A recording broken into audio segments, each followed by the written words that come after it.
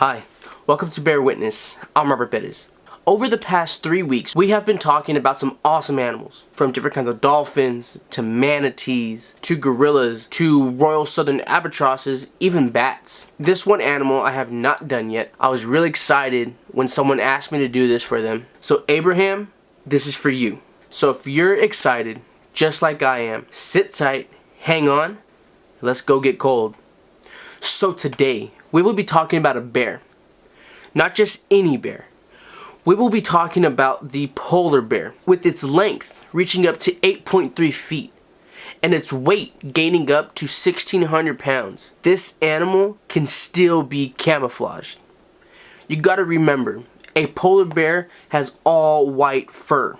It is an insulation that is on top of a warm layer of fat. So it's their skeletal, then it's their meat, then it's their fat, then it's all this fur. So fur even grows on the bottom of their paws, which provides protection from cold surfaces and allows them to get a better grip on the ice. Now, since we're talking about their paws, I would like to give you a little fun fact. These polar bears can swim up to 6 miles an hour. The reason for this speed is that they swim using their front paws, which are actually webbed.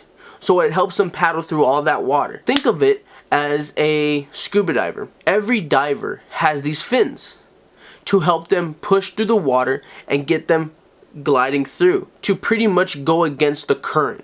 Because that current is coming so fast, those webs will actually push the water behind you to make you go in the direction that you wish to go. So let's talk a little bit about their habitat. These bears live in coastal ice fields, which you can find this in the Arctic Ocean, Greenland, Russia, and Alaska. So in this harsh environment, these bears are carnivores, which means they eat meat. They eat seals, walruses, even seabirds. Now, if they can't get a seabird, they will climb the side of a cliff where these coastal birds nest, and they will feed on the birds and on their eggs until they get their fill for the day. Now, if you ask me, that's going a long way to get a pair of drumsticks and some fried eggs, man. I don't know. I just wouldn't do it. I want to take this moment to talk about this polar bear's breeding session. When I was researching this animal and when I was going to look at its traits and its behaviors, I thought it was very strange to me that the male would find its female through this vast open icy field and be with her until mating ends, courting every chance that they get. As long as the female travels and wherever she roams, the male will follow and protect her and fight off any other male that tries to come and mate with her. After he mates with her, he will leave, and the chances of seeing her again are little to none. A female polar bear will reach her sexual maturity at age 5. This female will be pregnant for 9 months. She will give birth to a litter size of 2. When a baby is born, it is called a cub. If the male is still around with the female after birth, he will not protect the cubs. He might even try to kill them. That is mainly why after breeding process is done and after the female knows, okay, I am pregnant, she will do her best to get away from any kind of males. These cubs are very vulnerable. They are born weighing a little over half a kilo and they can't see. They are completely blind. All they know is their cry and their yell of their mother to know where they're at. And the mother, in return, will know, okay, these are my babies due to their smell and their whimper. Each cub has a different whimper, like a fingerprint to us, which is very, very cool.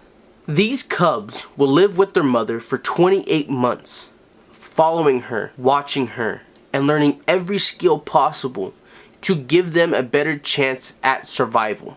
After the breeding process is done, and when the female knows, okay, I am pregnant, for that 9 months she is carrying her 2 babies, she will go and eat however much she can every day until that day of birth comes. She will also dig a home. Their home is called a den.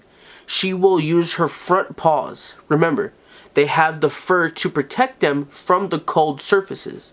So she will dig into the side of these mountains to protect her and her cubs from the Arctic. Once these babies are born, she will hibernate in the den with these cubs until she knows, okay, they are safe. I can go out, find food for both me and my cubs, and bring it back. She will travel however many miles she needs to away, but at the end of her hunt, she will always travel back to her den, to her cubs. She will follow their scent from miles away, knowing this is how my cubs smell. This is where I last left them.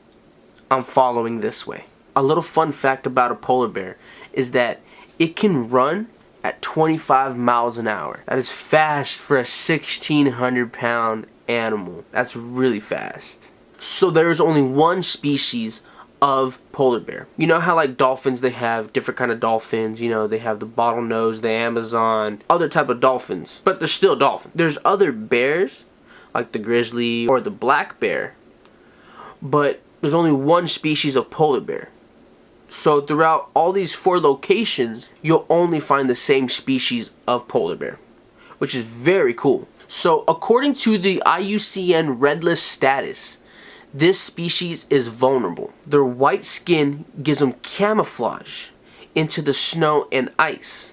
So it's really hard for them to be known or hunted. But occasionally, they will try to make long swims and get tired and they'll drown. Or orcas will come up, see them in the water, and eat them. Not knowing what they are, they just know, oh, this is an animal, I'm going to try to get it. Orcas are vicious, they'll eat anything. It's like a water goat, you know, it's like a goat will eat like a tin can and be perfectly fine. And this orca will eat pretty much anything and be fine. It's like, okay, gonna go on. So strange. So I talked to you about how they reproduce, but their population trend is unknown. No one knows how many are born each year. It's hard to find out only because of their camouflage fur. And that's really dangerous because now we don't know if they're close to extinction or if they're okay. They could be overpopulated, but you would kind of see them more in these locations. So that's why people are thinking, you know, they're vulnerable, but yet we don't know the exact number of how many polar bears there are each year. So the last thing that I want to talk to you about is their lifespan. So think of everything that we have talked about today in this video. From their food, to their travel, to their speed, of them swimming, their breeding, their fighting, their protecting, all of that. They will live from 20 to 30 years. So every year, every day, they're doing these things. Granted, for a female at age 5 and up, 9 months out of that year, she could be carrying 1 to 2 cubs, which makes her life even more stressful, even more heavy. And for the male, he has to watch out. Every time breeding season comes back around, there's going to be a male trying to take his girl and trying to take his spot. And he has to be the one to defend it. I really love this animal and all the information that it gave to me and the challenges of going to find all the different areas if there's different species or if there's one. Abraham, I hope you enjoyed it.